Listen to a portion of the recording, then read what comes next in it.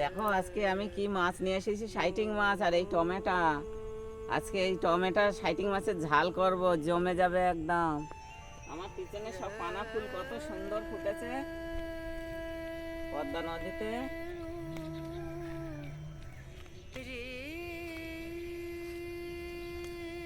লাটা মাছ উঠেছে বসিতে, আমরা তো বাজারে মাছ আনতে গেছিলাম।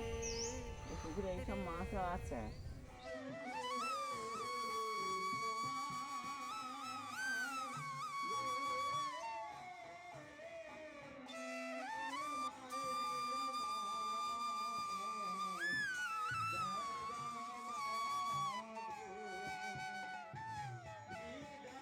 দেখো এই গাছটা দেখছো, এটা টক আতা লক্ষণ ফল বলে। এতে ফল ধরেছে, ফুল হয়েছে, ফুল হয়ে ফুলটা ফাটছে যে মুখ থেকে, ওর মধ্যে মনে হচ্ছে ফল হবে। এটা শুনেছি এতে ক্যান্সার প্রতিরোধ করে। এই ফলে এর পাতা ফুটিয়ে খেতে হয়, চায়ের মতো জল হয়, ওই ফুটিয়ে ওই জলটা খেতে হয়।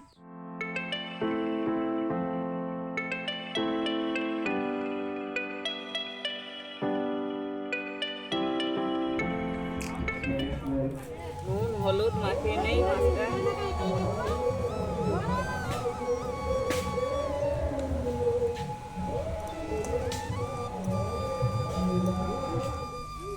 কড়াই তেল দিয়ে নিলাম, এই হাওয়া হচ্ছে, পদ্মার হাওয়া।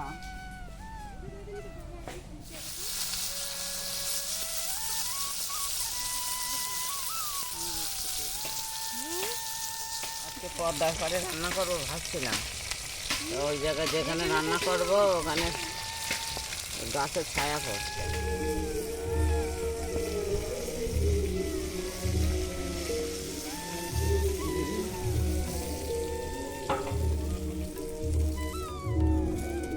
মাছ ভাজা হচ্ছে, আমি মশলাটা করে নিই। রসুন, আদা, জিরে, শুকনো লঙ্কা মশলা করে নিচ্ছি।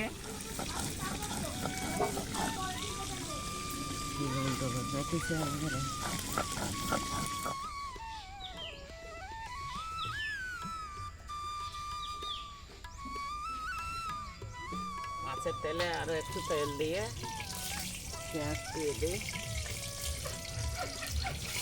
পেঁয়াজটা হয়ে আসলাম, টমেটো দেবো।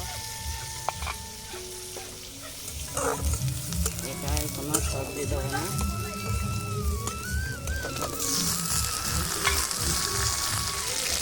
লবণ দিয়ে দিই।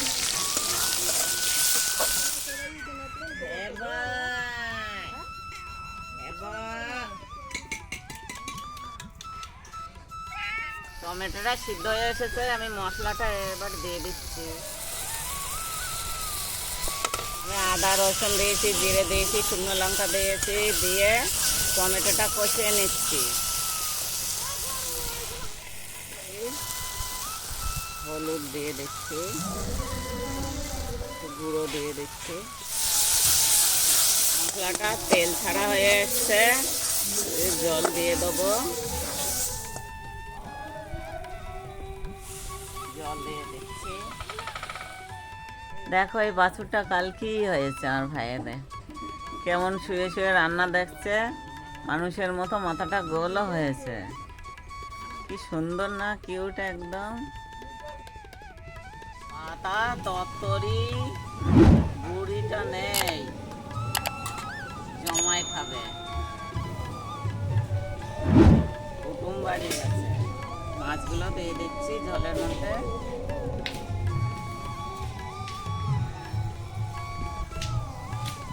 টক সাইটিং এ ঝাল কষা আজকে।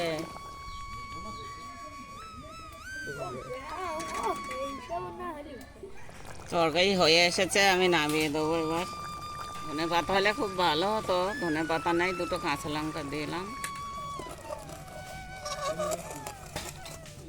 টক সাইটিং এর ঝাল কষাটা করে নিয়েছি, খুব ভালো লাগে, জমে যাবে গরম ভাত। দেখতেই কত লোভনীয় হয়েছে, আর খেতে কি হবে তাহলে।